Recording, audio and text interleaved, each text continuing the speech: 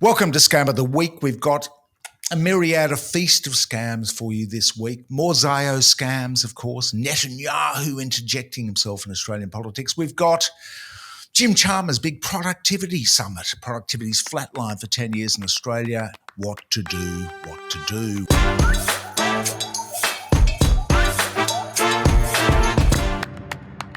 But there was also another summit. Some people might unkindly be referring to it as the AUKUS Summit, Matt Canavan's Summit. No net zero, chuck all that stuff out, back to coal. They had a counter summit in Canberra of some very, fringe members of the business and political community with their own ideas about what to do for Australia. Not all bad diagnosis, but of course, the prognosis was the problem with the AUKUS Summit. Oh, and here we have the Lowy Institute, perhaps Australia's most venerable think tank for international affairs analysis. The Lowy Institute. They have been mysteriously missing in action, completely MIA on the story of the century, which of course is Israel and Gaza and the Palestinians. Totally MIA. As if it just didn't matter at all that one country was running around bombing 6 other countries and committing the G. Here he is, a guy from the weapons lobby, writing in on the website of the Lowy Institute, claiming that we should call the first AUKUS submarine under the $368 billion pledge of Australian public money to the US to rebuild their shipyards. And that's what the piece was about, how great it was that the Australians, taxpayers, were rebuilding America's foundering shipyards. What a gift. He reckons that we should call the first submarine HMAS Donald J Trump. Yes, call our first AUKUS submarine after the great orange one himself, the greatest con man who ever lived, the most successful con man, conned his way into the White House. It's all falling apart a bit now, as predicted.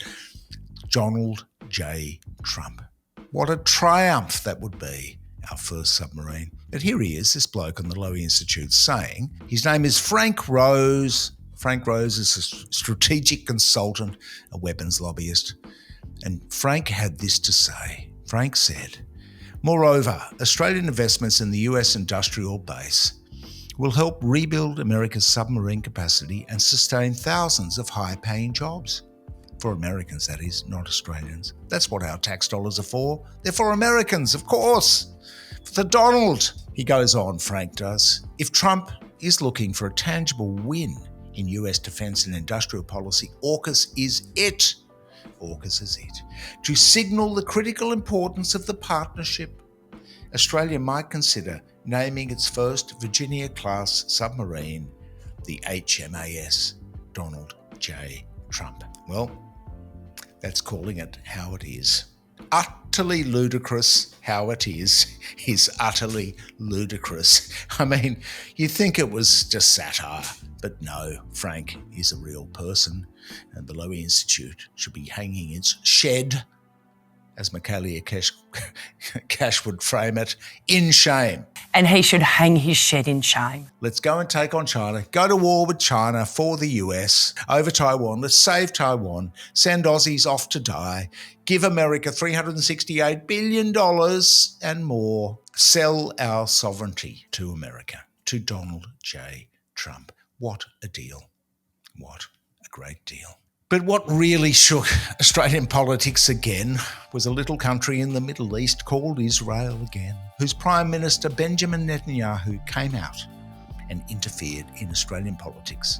Yet again, he sent a letter to Albo, basically saying that Albo is weak, and somehow this letter ended up on the front pages of all the Murdoch papers, on the newspaper assets of an American, a foreign billionaire from the US who doesn't pay any tax, who's a well-known tax scrivener. And there it is. This private letter to Albo from Benjamin somehow ends up splashed across all the daily tabloid newspapers.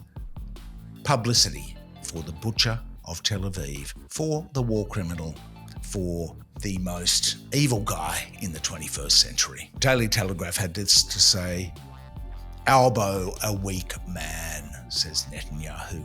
Who cares what Netanyahu says? Well, the entire coalition, it's no wonder they're getting smashed in the polls. They care, apparently, that we're not being respectful enough to a foreign mass murderer that is destabilising the whole world and undermining the fabric of Australian society and politics. Quote, and this is Sky Noise after dark, good old Sky Noise, and Sherry Markson, the number one propagandist for the government of Israel in Australia, wringing her hands every day about how weak the Albanese government is when finally they did something a little bit strong.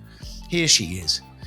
Netanyahu outlines his peace vision, cried Sky News in its exclusive interview with Shari. Netanyahu's peace vision. It's like a certain peace vision of a certain German fellow in the mid-1940s. Oh, the exclusive interview.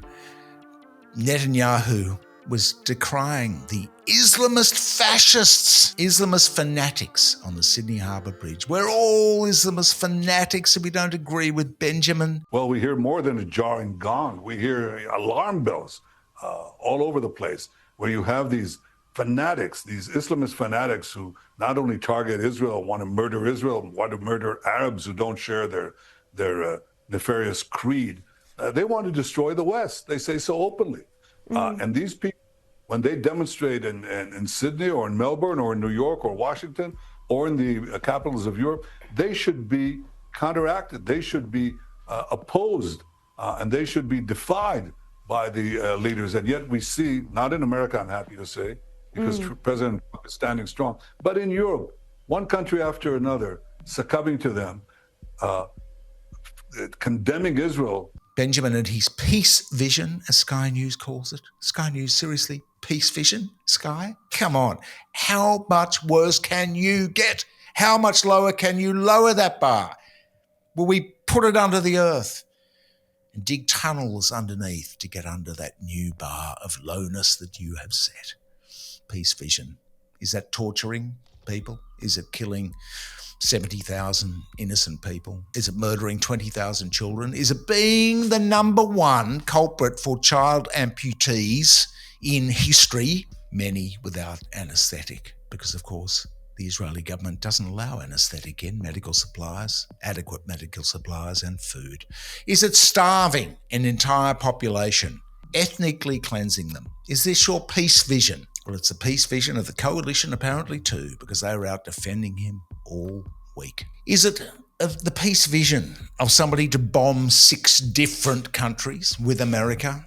6 different countries: Yemen, Lebanon, Gaza, the West Bank, Iran, Iraq, even Jordan, is it as well? There is one more, I think, in the mix who they've been bombing. Maybe 300,000 innocent people have died in this genocide so far. That's Benjamin's peace vision. In fact, he has no vision. He's just making it so horrible that they'll just leave. Now, Tony Burke, we've got to give commendations to the Home Affairs Minister, because Albo was tactfully silent when Netanyahu jumped in and meddled in our politics again, the genocide guy. But Tony Burke said in riposte to the claim that Albo was a weak Prime Minister because he wasn't backing Israel, he backed Palestine, and he got rid of this guy, Simcha Rothman, who went for a visa, just this member of the Knesset, this Israeli politician who regards Palestinian children as enemies and therefore legitimate targets to be murdered by the IDF. Yeah, so Burke refused his visa. Oh, the wailing, the foaming at the mouth when Burke refused the visa of this Simcha Rothman dude, this genocidist. Anyway, accused of being weak, Tony Albo accused of being weak by the Zionist lobby again. Tony Burke jumps to his defence, saying, and we thought it was a very eloquent way of putting it, strength is not measured by how many people you can blow up or how many children you can leave hungry. Well said, Tony Burke. Finally, a mainstream politician in the two parties who's calling a spade finally. Oh, James Patterson, the ultra-conservative James Patterson. Let's go to war with China, Pato. He lashed out at Tony Blair for criticising Netanyahu's attack on Albanese and said he should apologise to Netanyahu for reckless and inflammatory words. A bit like apologising to you-know-who, Adolf, back in 1944. That's what it's like.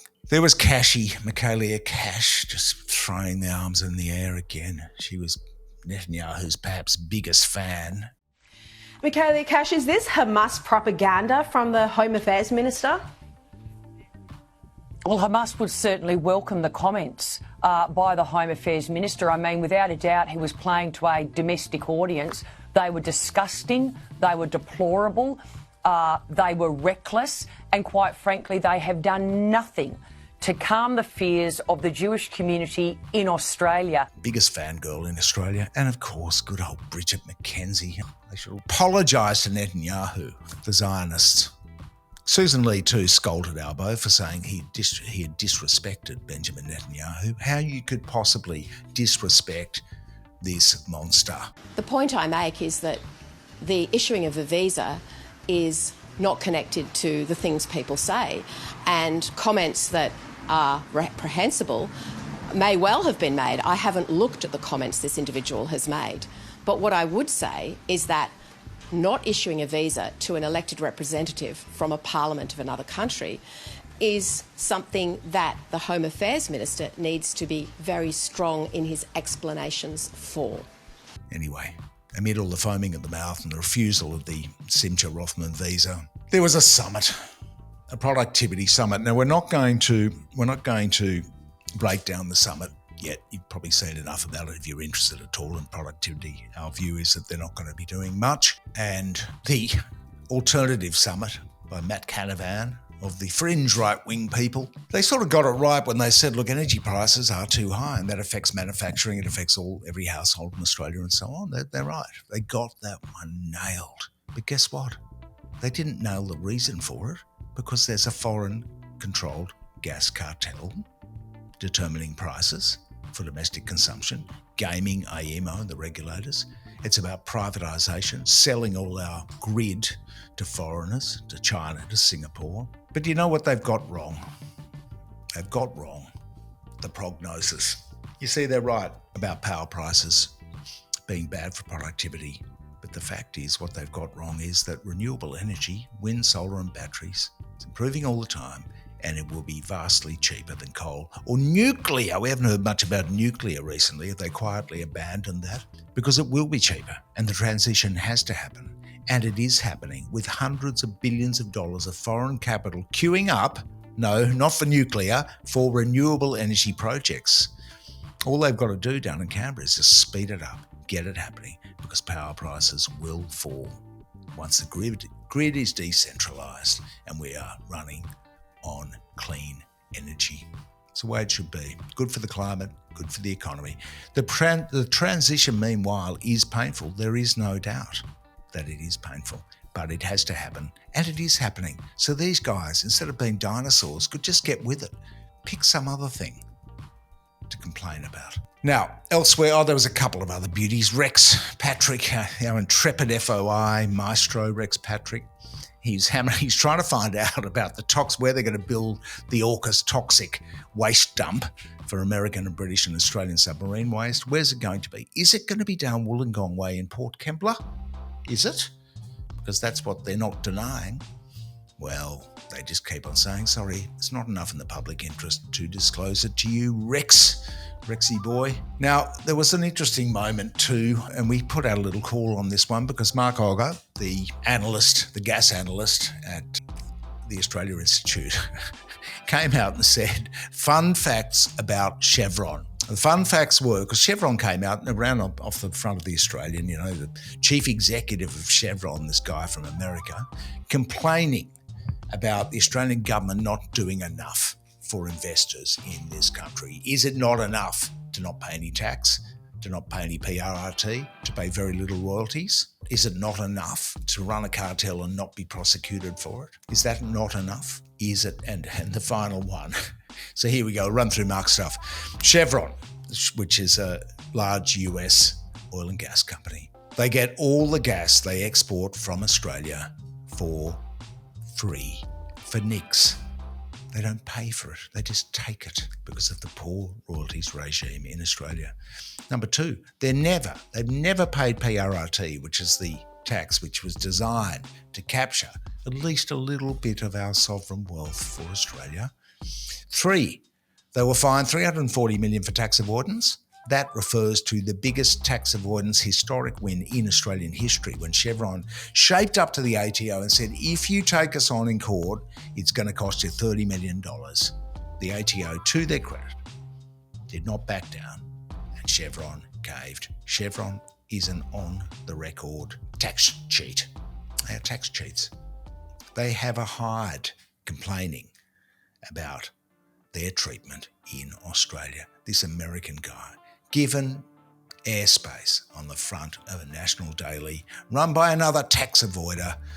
His first name is Rupert. And here's the next one. Our stupid government is refunding half the royalties they paid, this is Chevron, they paid for Aussie oil and gas for their cleanup costs. So now they've raped and pillaged Australia, taken all the gas, and now they want us, the public, to pick up their cleanup costs. We've done a couple of stories on this. It is an outrage. Just do your own cleanup. They are massive whingers, said Mark. Spot on. And then he said, by the way, so we ran this thing saying Australia's biggest whinger. Now we're going to do a separate video on that. Who is Australia's biggest whinger? And we'd like your contribution on that. But so to the polls that don't really matter, the 40, 50 seat majority for Labor. But the polls keep on going against the coalition. They keep on going against. So this recognition of the state of Palestine, all this stuff, is not cutting through. The coalition is just an absolute mess that stands for nothing apart from getting back into office. The numbers are that Labor now leads the coalition 59% to 41%. Two-party preferred. Of course, a third of the population votes for independents and Greens. So that's the latest Resolve poll this week. Labor's primary is up.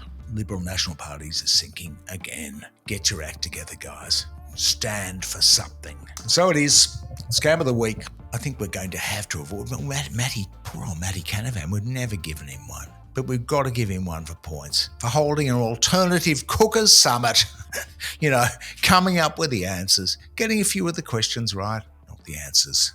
So Matty, Maurice Newman, all you lads, come on down. You've won Scam of the Week.